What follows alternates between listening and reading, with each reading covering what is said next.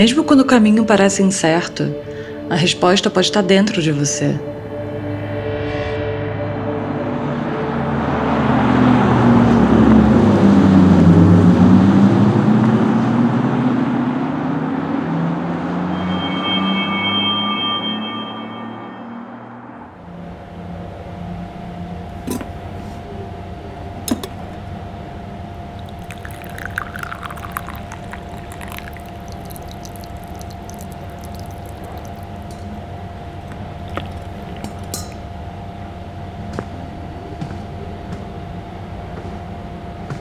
A velocidade me inspirou a criar um universo particular, cheio de cores e formas.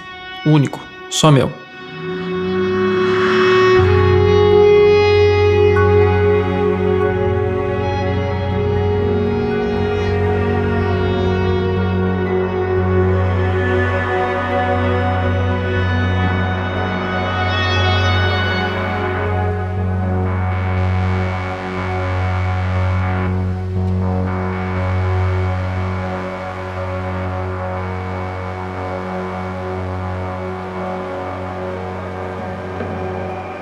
Durante uma década eu fui treinado com altíssimo rigor.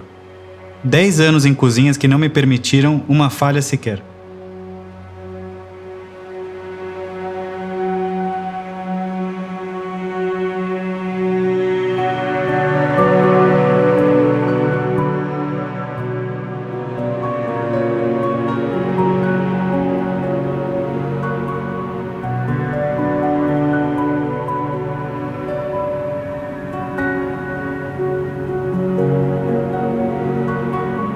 A mudança é inevitável, mas quando ela chega, a sensação não é de perda, e sim de encontrar o novo, e fazer disso algo eterno e palpável.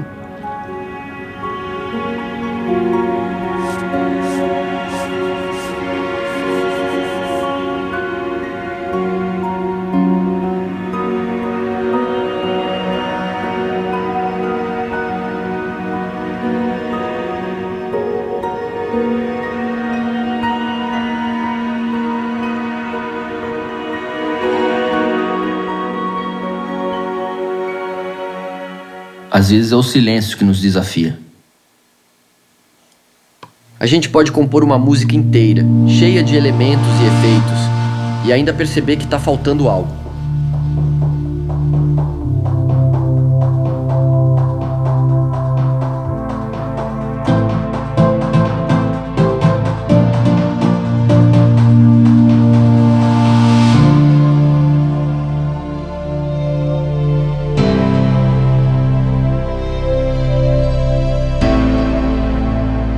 De uma certa maneira, a cozinha te ensina a gostar de desafio. Mas você começa a aprender o quanto é prazeroso você fazer coisas impossíveis ou você se propor a melhorar diariamente. Eu sou Luiz Felipe, chefe do restaurante Evai. É difícil a exigência do impecável. Na arte, as coisas acontecem de forma imponderável. Mas na gastronomia, aprendi que não funciona assim. Me ensinaram que é preciso forma, sabor, aroma, que o servir é olhar para o outro, ouvir e entregar o seu melhor. Ali, na mesa, entre vocês dois.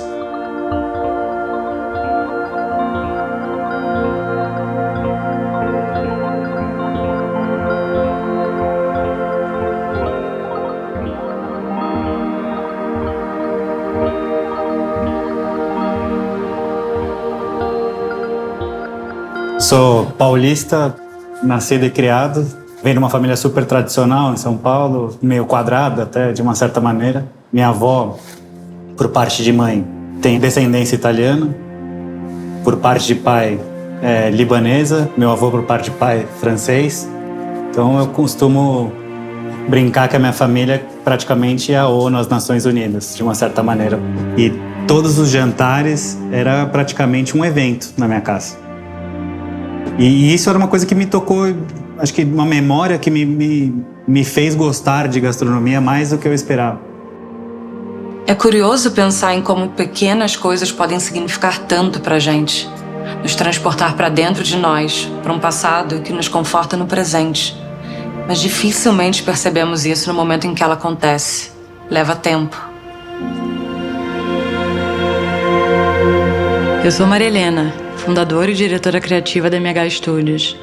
Nós criamos álbuns de recordações únicos, um trabalho cuidadoso para que as pessoas eternizem as suas memórias. Desse projeto do meu pai, todos esses álbuns que meu pai fez para mim, eles são o meu portal do tempo. Quando eu abro esses álbuns, eu consigo reconhecer coisas da Maria Helena de hoje, desde lá de trás. Eu olho uma foto e fico, nossa, isso faz tanto sentido. Que é assim, eu já fazia isso tá ali. Desde cedo aprendi a importância dos momentos passados juntos, da alegria de compartilhar experiências. Esses momentos fizeram eu ser quem eu sou hoje. Por isso, essas histórias precisam morar em um lugar muito especial. Acho que desde que eu me entendo por gente, eu amo tudo que dá uma sensação de liberdade. Eu acho isso e as minhas fotos entregam isso também.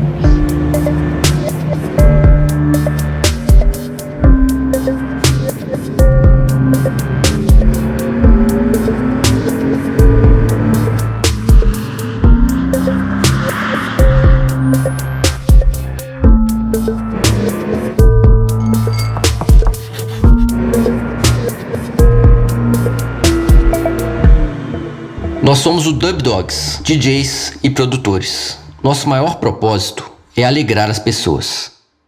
Nós somos irmãos gêmeos, então desde que eu nasci, o Lucas está do meu lado, né?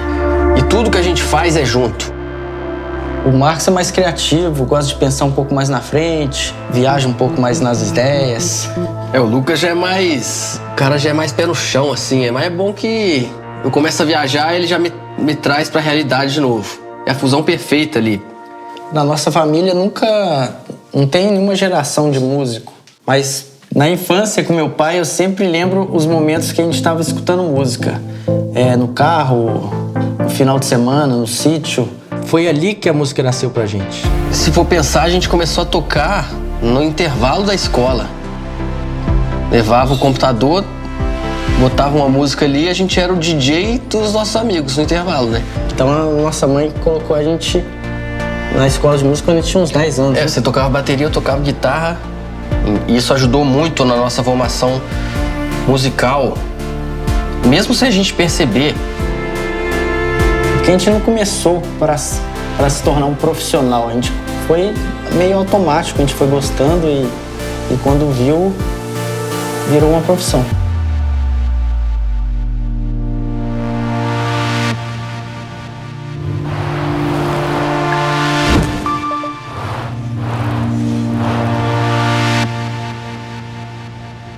A velocidade, ela não é só simplesmente relacionada ao movimento.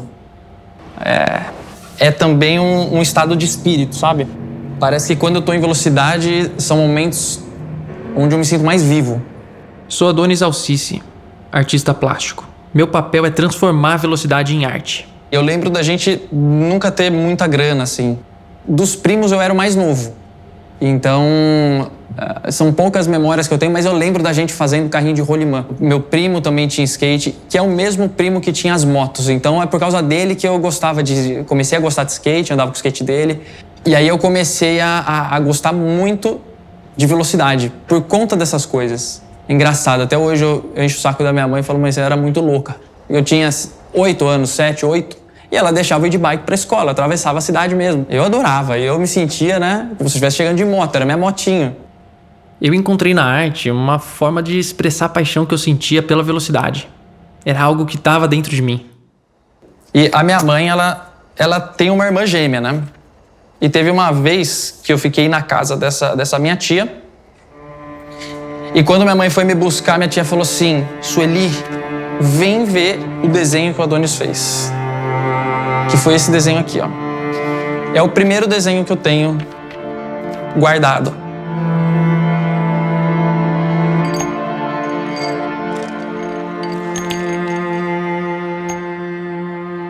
Quando eu tinha 16 anos de idade, o meu pai e a minha mãe eles descobriram ao mesmo tempo que eles estavam com uma doença grave, que era um câncer. Minha mãe teve um câncer de mama, super tratável. Já o meu pai não teve a mesma sorte. É uma doença muito dura, cura de fato não existia. Ele podia ter, sei lá, uma sobrevida legal se ele se tratasse, mas ele optou por viver a vida ao 100% da maneira, assim, mais proveitosa possível para ele. Meu pai começou a manifestar, talvez, o alcoolismo como doença, assim. Começou a ter muitos conflitos familiares, obviamente. Minha mãe e meu pai, eventualmente, acabaram se separando. E aquele momento foi o momento onde eu parei e falei, cara,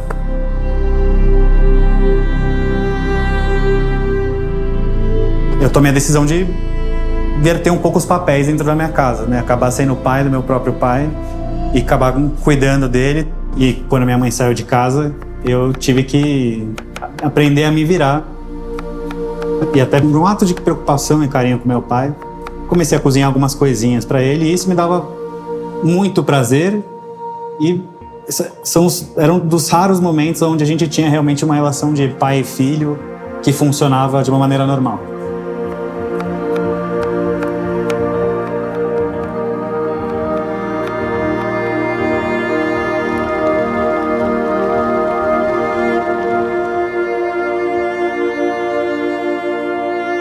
Eu fui morar fora, eu fui fazer um mestrado em Direito. Lá pelas tantas, o meu computador parou de funcionar. E o funcionário da Apple me falou assim, você tem backup? Não, não tenho backup. Ele falou, bom, tem chance de você perder o conteúdo que tá nele. Imagina que eu tava num mestrado, eu tinha trabalhos, textos e muita coisa lá dentro e nada disso me veio na cabeça. Na minha cabeça, só me vinha as fotos. As fotos que eu não revelei, as fotos que eu não revelei. Eu tô falando da minha viagem pro Egito, de mim nas pirâmides, no Vale dos Reis e das Rainhas, no aniversário de 90 anos da minha avó. E todas aquelas cenas parece que passaram na minha cabeça, assim, num flash, assim, de tudo que eu ia perder. As sensações que aqueles registros me traziam, aquela parte de mim. E eu ia perder. Eu em casa, fui eu assim... Eu juro que se eu recuperar esse computador, eu vou voltar a fazer os álbuns de fotografia. Eu vou dar continuidade ao projeto do meu pai que foi interrompido. E aí, no momento que eu recupero esse meu computador, assim, é uma... Nossa, é um alívio que eu acho que só vai me entender quem já passou por essa situação, de quase perder a sua história. O meu propósito dali em diante seria honrar cada memória, cada momento de vida e eternizar tudo isso em um álbum.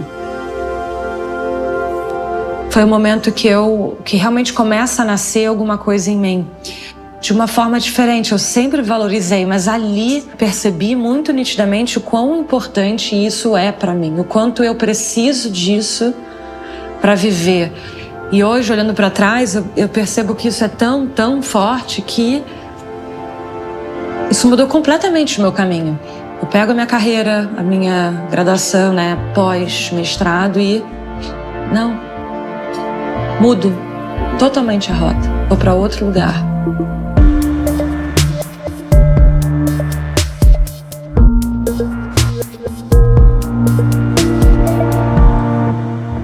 Trabalhava num banco na época e depois de 3 anos o meu pai veio a falecer.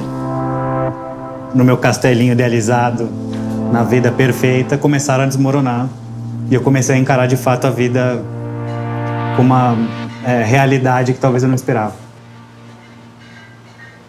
E a primeira delas é, não sei se é isso que eu quero fazer para minha vida.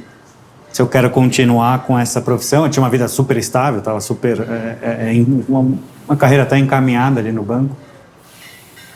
Talvez até pela falta e pelo vácuo que ficou ali, né, sem a presença do meu pai, eu precisava de uma ansiedade, procurar alguma coisa que realmente preenchesse a minha vida, ao passar das horas, etc. Eu lembro de estar andando ali na rua, no bairro, e tinha uma revista na banca, onde tinha a figura do Alex Atala,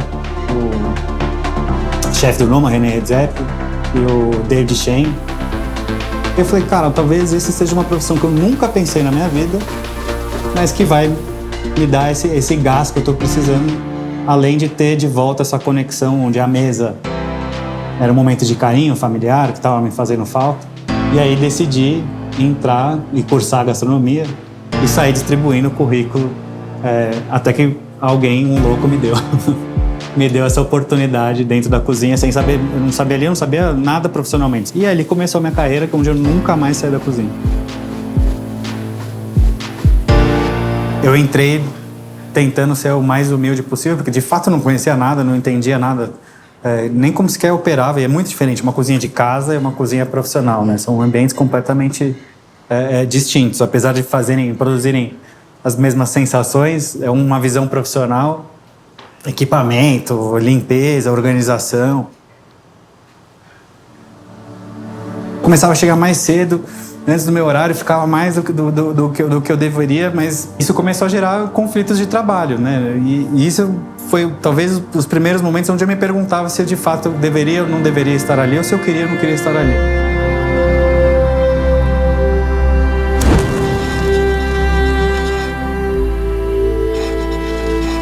Eu lembro de um perrengue uma vez, bem no começo, a gente chamou a família inteira que a gente ia tocar numa festinha perto da cidade. Tio, tia, primo. Foram uns 4 carros, um atrás do outro. E era tipo 5 da manhã, então todo mundo se esforçou pra acordar de madrugada e ir lá ver a gente. Chegou lá. Chegou na A festa tinha sido embargada, eu acho. Não, já tinha acabado a festa, não tinha mais festa. Viajou 2 horas. E a gente contando pra família que agora era isso que a gente ia fazer, e chegou lá, não tinha festa.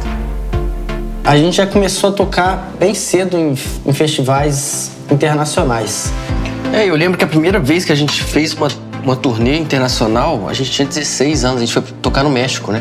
A gente percebeu que tinha uma demanda muito grande lá na Europa pelo nosso som. Isso aí, com 19 anos, a gente foi morar em Manchester, na Inglaterra. E estudava inglês durante a semana e tocava no fim de semana. Foi indo, foi fechando festa. E a gente foi vivendo do cachê que a gente recebia lá, pagava nossas contas e a gente foi ficando. Aí deu 6 meses e a gente voltou para começar a explorar os festivais brasileiros. Então por isso que surgiu o Dub Dogs. E eu assistia muito um programa que chama Overhauling do Chip Fuse. E ele é um customizador, ele reforma carros. Então tinha um momento do programa que ele desenhava os carros que ele ia reformar. Eu já gostava de carro, mas eu desenhava sobre muitas coisas. Mas foi durante essa fase que eu fiquei viciado em carro. Então era só carro, só carro, só carro, só carro. Em determinado momento, sei lá, depois de uns 2, 3 anos acompanhando ele, eu fiquei sabendo que ele ia vir pro Brasil. Aí chegando no evento, eu fiquei sabendo que ia ter um concurso. Aí eu fiz o desenho e chegou o momento da premiação. E aí ficou aquela galera, multidão. Eu não imaginava. E aí, segundo colocado, eles falaram meu nome. Pô, aí foi legal demais. Esse foi o desenho que eu fiz. Um momento, eu lembro de, num determinado momento lá, pensar assim, putz, é exatamente isso que eu quero fazer pro resto da minha vida. Eu quero desenhar carro.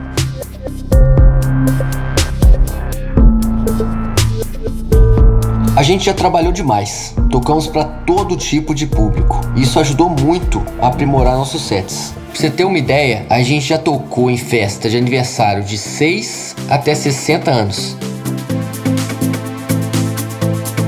Todo DJ tem um propósito, né? A gente acredita que nosso jeito de fazer música é com emoção. Tem a técnica, tem a prática, mas o que a gente quer mesmo é levar alegria pra galera. Atingir o máximo de pessoas, né? Levando alegria para o máximo de pessoas. Seja num show gratuito, numa praça, um festival mega conhecido. No final é isso, né?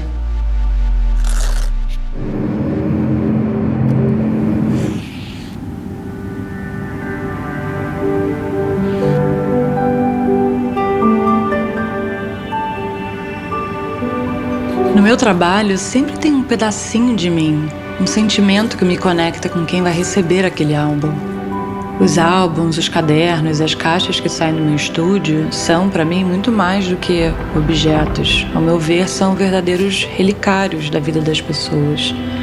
E, como tal, merecem receber toda a atenção, todo o cuidado. Isso me faz feliz, isso me faz querer continuar. Me faz sentir que a minha existência aqui não é à toa, tem algo de bonito nisso. Eu deixo uma marca, por menor que ela seja, é uma marca positiva na vida de alguém, algo bonito que, com esse trabalho, a gente leva pra frente. Minha carreira praticamente foi sempre com restaurantes que tivessem alguma ligação com a Itália. E quando surgiu a oportunidade de abrir o que hoje é o Evai, né? Obviamente que a primeira escolha era ser um restaurante 100% de gastronomia italiana. E aí, em determinado momento, eu comecei também a me questionar se de fato... Porque por mais nerd que eu fosse, estudioso, e tivesse tido a experiência de ter trabalhado fora também na Itália, você começa a perceber que teu contato com a comida já não é tão verdadeiro quanto alguém que viveu aquela cultura. Eu conversei com alguns especialistas e percebi que, principalmente em São Paulo, existe uma culinária que não é nem italiana e nem brasileira. É uma mistura das duas. E aí comecei a fazer o que a gente chama de cozinha oriundi, que é essa cozinha que tem origem na Itália, onde acho, acredito eu, que as pessoas reconhecem e que tem essa sensação de familiaridade, de conforto e desconforto ao mesmo tempo, de uma maneira muito interessante. Alô, oi amor, eu tô no restaurante.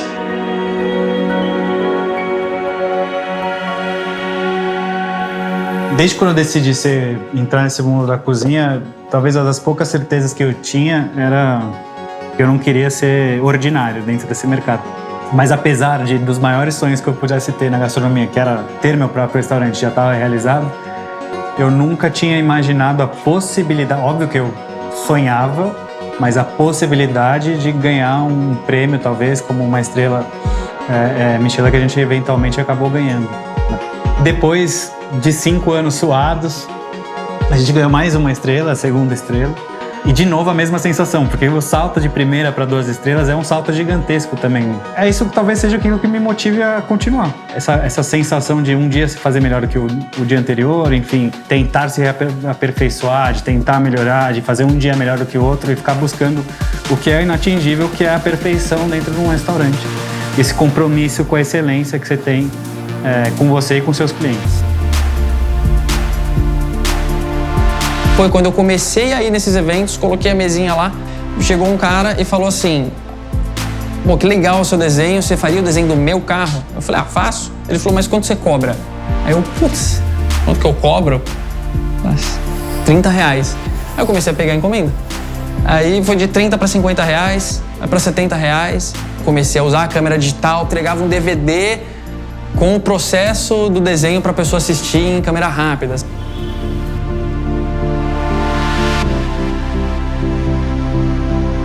Comecei a entender que eu poderia entregar uma experiência mais legal ainda. Tive uma oportunidade em um evento da Porsche de fazer uma arte ao vivo para as pessoas assistirem a tela do nada, do zero até a arte final, sem que elas fiquem cansadas de assistir aquilo. Então eu tenho que ser muito rápido.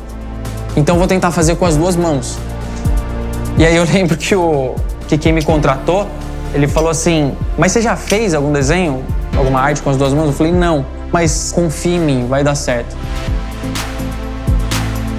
Uma coisa que me encanta muito em relação a Porsche é a maneira como eles conseguiram manter a essência do carro, o design do carro, com um passar de 75, 76 anos tem a marca, né?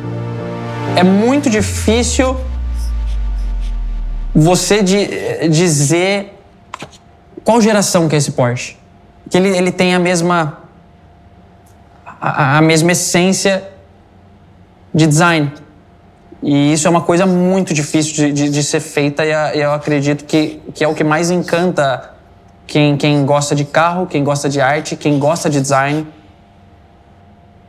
Não é só o carro, é a história toda, né? Da marca. Na minha essência, existe a velocidade desde sempre para tudo que eu faço. Toda vez que eu penso em fazer um esboço, me inspirar, fazer algo diferente, me vem Porsche, Porsche, Porsche.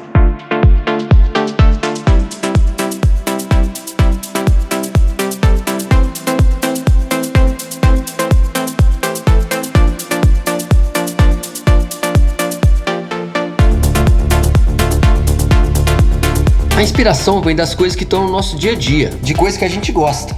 A gente no carro ali, automaticamente vai tendo várias ideias. Aí conversando, a gente pensou, por que a gente não faz uma música usando sons de um carro? Cara, tem tudo a ver com o nosso som.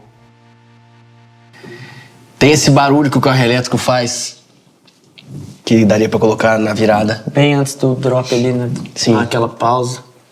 Até esse... Entendeu? Esse... Toda música eletrônica tem o riser, é a subida da música. Quando a galera... Aquela euforia, né? E a aceleração do carro, basicamente é isso. Olha, ele vai colocar o que a gente chama de riser, que daria para simular a subida, a aceleração de um carro.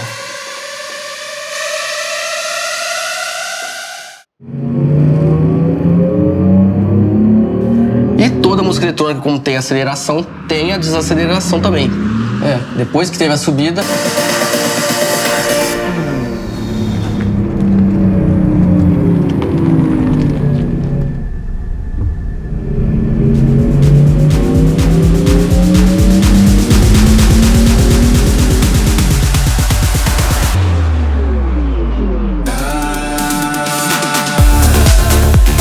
A batida começa dentro da gente. Vai bater no corpo de uma multidão.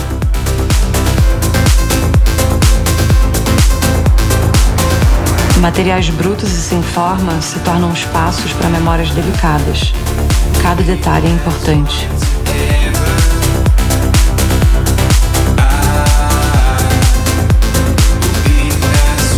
Eu me guiei pelos detalhes, pelas curvas, pelo vento que cortava meu caminho.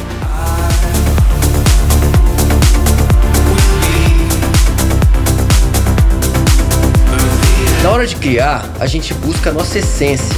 A gente olha pra pista de dança e essa energia volta em dobro.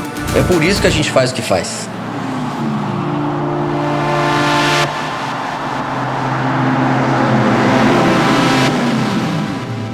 Quando você escolhe mudar do previsível para um caminho incerto, as pessoas vão duvidar de você. Vão te questionar, bater de frente. Um ambiente diferente dos meus privilégios, histórias diferentes da minha vida. Todo passo, um desafio novo.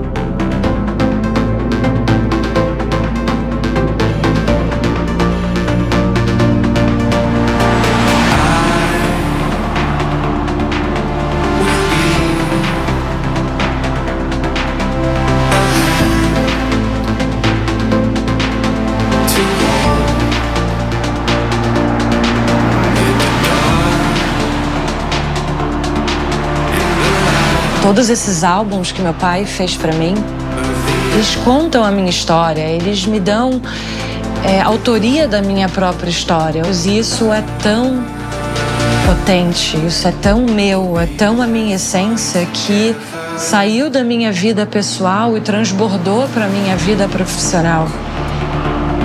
E é esse o legado que eu quero deixar com o meu trabalho. Eu quero que as pessoas tenham a mesma oportunidade que eu tive de manter as memórias vivas e de me aproximar de tudo que eu amo. As memórias, todas, merecem viver para sempre.